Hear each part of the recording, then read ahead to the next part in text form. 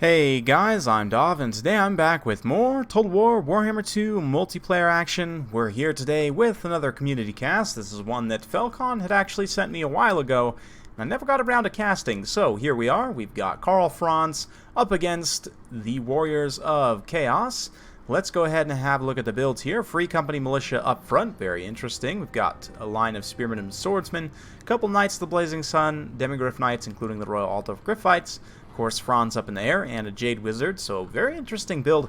I like the pick of the Free Company here. You don't see them too often in this particular matchup. Marauders up front, this is Zero fighting for the Warriors of Chaos. You've got Chaos Warriors with great weapons, pretty solid pick. Chaos Warrior Lore of Shadows, KHOLEK Sun Eater, Exalted Hero, and some Poison Warhounds and Marauder Horsemen. Personally, I'm not the biggest fan of the Chaos Great Weapons here. Really, the only unit that you would need the Great Weapons against is like Great Swords, and Great Swords will beat Chaos Warriors with Great Weapons anyway. I'm pretty sure. Don't quote me on that, but I'm like 99% sure.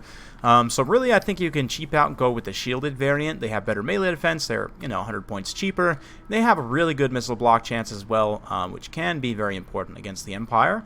Then I just usually will take Armor Sundering because, with the Empire, they're going to typically have a handful of high-value targets with high armor, and everything else is going to be low armor. So really, with like Plague of Rust or even like Soul Blight, you can sort of have your targeted armor piercing and just take a little bit of a wider army. But Lines of the Blazing Sun charging in the front line here. These actually were shielded Chaos Warriors in the front line. Okay, so maybe he did have a mix of both, and I'm just being silly.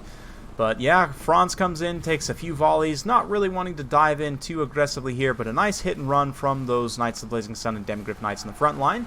The Free Company Militia then going to kind of screen out shots here. They don't have the most AP values in the world, but just standing here and shooting at whatever, they can generate some okay value.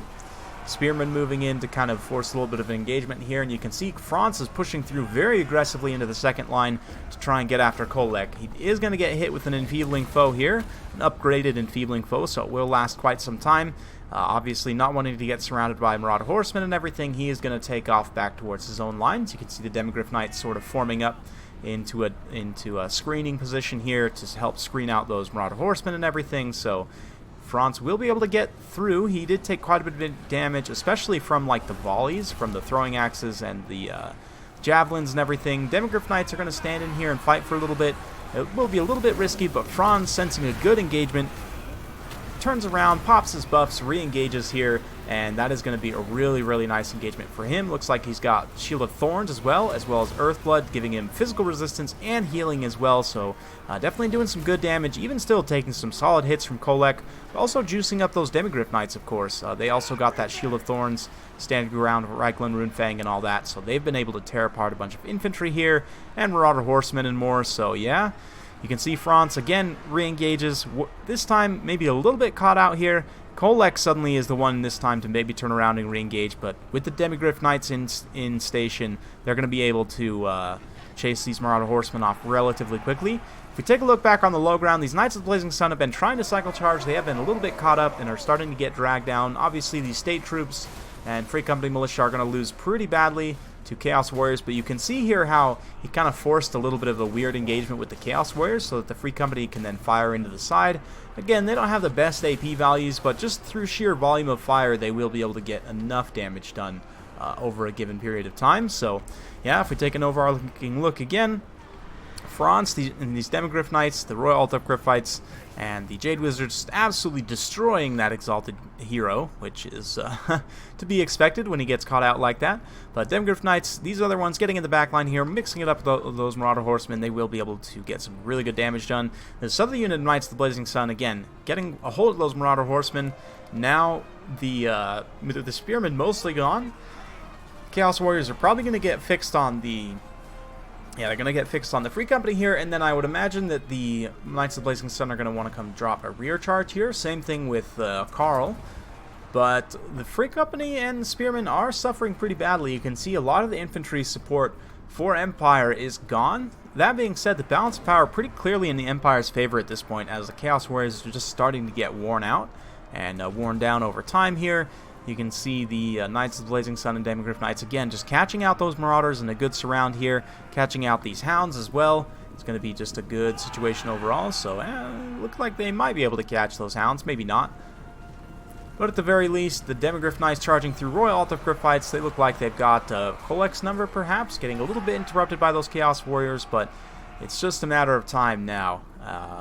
Well, I mean, I guess if KHOLEK could catch, like, Karl and these Knights out in a really good engagement and finish them off, this is another way he could potentially come back in the game here, is to snipe out this life healer here, this Jade Wizard. So, yeah, we'll see. Free Company might be able to kind of help bail out a little bit there. Milkos Mystifying Miasma trying to keep the speed debuff so that KHOLEK can get one more hit on that Jade Wizard, but he is able to skedaddle and get away there. And you can see the forces of the Empire starting to rally here.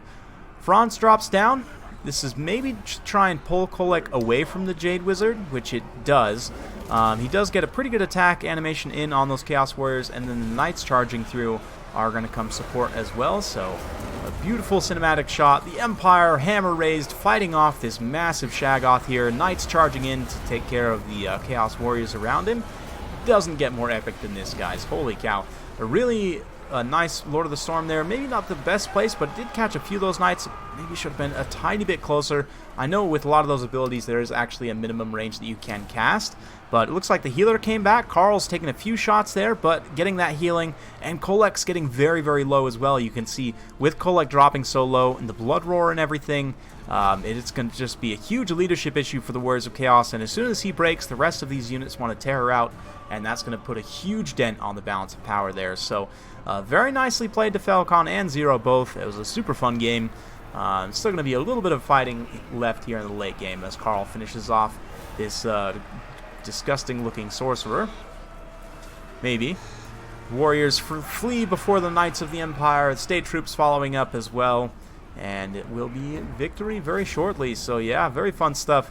Honestly, Karl's just such a strong melee combatant, and while you do need to get the right engagements, because he's a flyer, that does mean that you can dictate the engagements that you take a lot more than a traditional monster like KHOLEK, for example. So yeah, a super fun battle. I'll always love to see the Karl FRANZ just dumping on KHOLEK. So yeah, super cool. In terms of the battle breakdown, both the Knights of the Blazing Sun did quite well in terms of their kills, racking up XP chevrons, as did the Demigryph Knights. Honestly, you don't always see super high kill totals on Demigryph Knights just because they're a low model count unit. They typically tend to be going after like monsters, other cavalry, or, you know, like monstrous infantry, stuff like that. But they actually were able to get pretty good numbers of kills this time, which is very impressive. And yeah, like I was saying, personally, I probably would have cut these two Chaos Warriors with Grey Weapons out for just the regular shielded Chaos Warriors. Maybe change up this infantry composition a little bit, but definitely just going with this many Chaos Warriors is pretty tough for the Empire to deal with.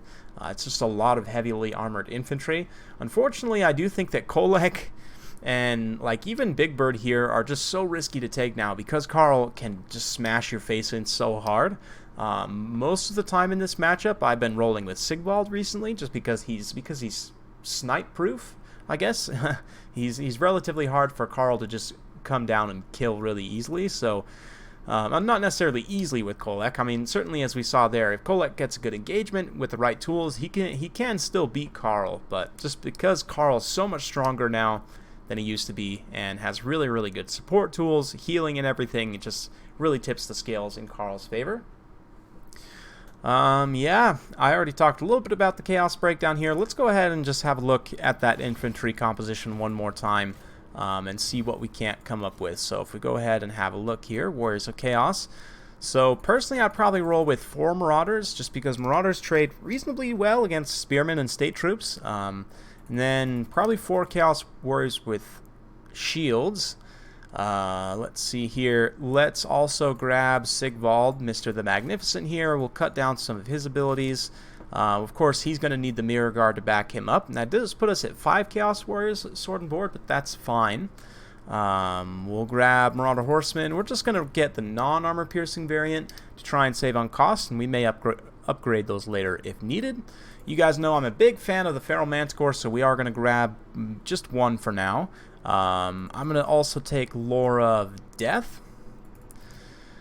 I was thinking maybe metal here, but honestly, Spirit Leech is really good for going after opponents' heavy cavalry, especially Demigryph Knights, because they have a really low model count, but even things like Reiksguard, Knights of the Blazing Sun, not so much because they have 25% magic resistance, but I definitely like to have Spirit Leech here, even going after like Karl in a late game situation if you need just that little bit of extra single target damage can be pretty decent.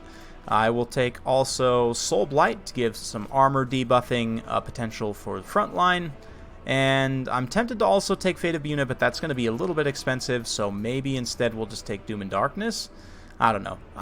Let's hold up on the spell selection for now, and just fill out the rest of the army. So from here, Hounds, Poison Hounds are a nice idea, and we've got 750 left, so we can get one more unit. Maybe we grab like some Forsaken for fun or something, just to have one more DPS option. Honestly, Forsaken are pretty bad, so maybe I would take a Chariot instead. Just because you can kind of use the Chariot to bait out your opponent's heavy cavalry. This build does lack counter cavalry tools for the most part. I mean, you have the Spirit Leech and the Soul Blight, and then to try and just hit him with lots of Marauder Horsemen and things, but I don't know. I do think that the lack of anti-large could potentially be a problem here. There's maybe some different things you could do. You could change up the magic selection, go with Lore of Metal, and try and get more, armor sundering. Maybe upgrade some of these guys to Chosen. I don't know, what would you guys think? Like, just on paper, maybe if I were to change this, I would say take Metal, take Plague of Rust, and Searing Doom. And I probably wouldn't worry about Transmutation of Lead, but, yeah, maybe we, like, cut, I don't know. We could cut this Chariot here, and then maybe upgrade a couple of these to Chosen. Do we quite have enough? Not quite enough. It's pretty close. I don't know. I'd have to play around with this a little bit and see and really come up with something that I'm super happy with, but it's sort of the you guys get the idea. You don't necessarily need the armor-piercing infantry, in my view. The Chaos Warriors with great weapons is kind of what I'm going for here, and likewise, KHOLEK can be a bit of a risk because Karl is so strong at dealing with other big monsters. So yeah, let me know your guys' thoughts in the comments down below, though. Hopefully you enjoyed. If you do like this sort of content, be sure to like, subscribe, hit that bell notification button so every time I upload a new video, you'll be notified. Thanks again for watching, and we'll see you next time.